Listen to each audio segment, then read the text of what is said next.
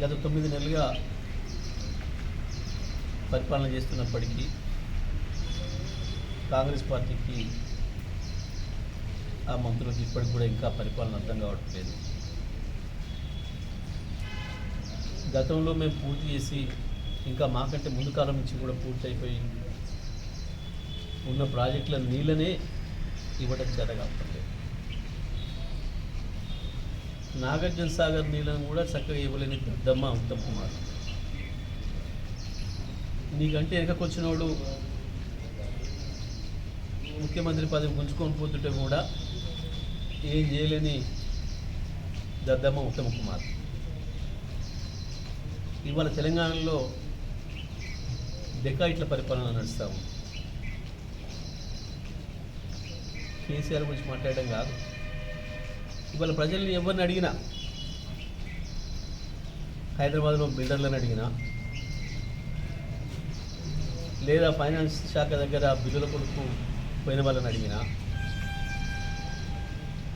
గ్రామాలలో ఏ ఆఫీస్కి పోయినా, మండలాల్లో ఏ ఆఫీస్కి పోయినా ఏం జరుగుతుంది, చేతులు తడవకుండా పని జరగడం లేదు అని చెప్పి ప్రజలు ఎట్లా గగ్గోలు పెడుతున్నారు మీ అందరికీ కూడా తెలుసు.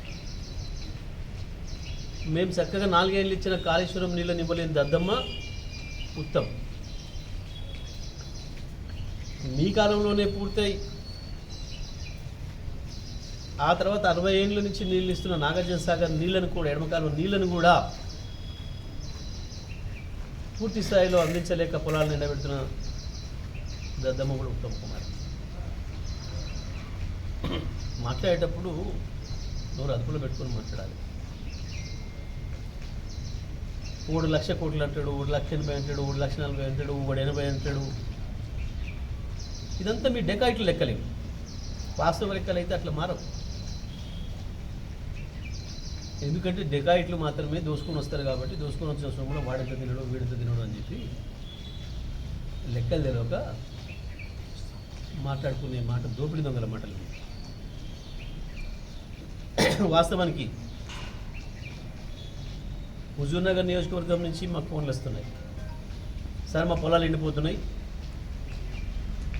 మాకు ఇబ్బంది అవుతుంది, మీరు రావాలి అని. నల్గొండ నియోజకవర్గం నుంచి వస్తాము.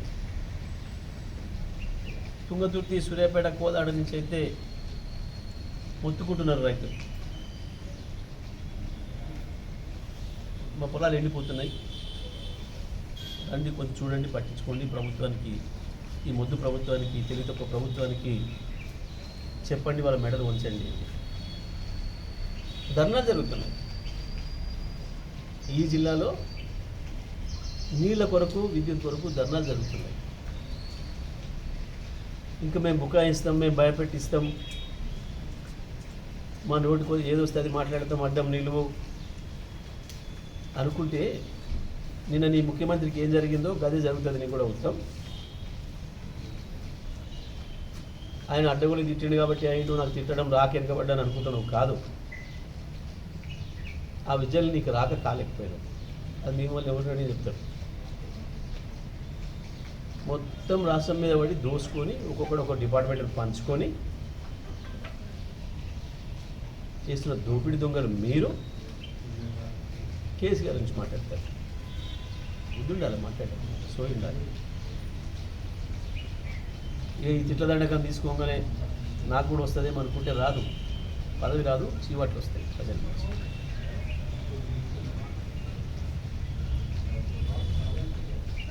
దమ్ముందా మాట్లాడతావా?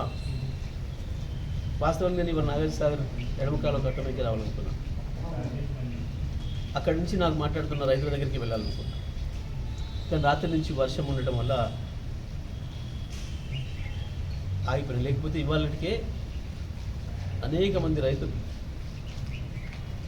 మీ పాలకీడు ఒకసారి నేర్జర్లవో, ఒకసారి జానపాడవో, ఒకసారి నల్లగొండ కనగలుగుకోండి, లేదా తిరుమగిరి మండలం రా, ఆరోపల్లి, నూతనకల్, మద్దిరాల, ఆత్మకూరు, చివెంల, పెన్పాడ్, మోతే, ఏ మండలానికైనా వెళ్దాం. రైతులు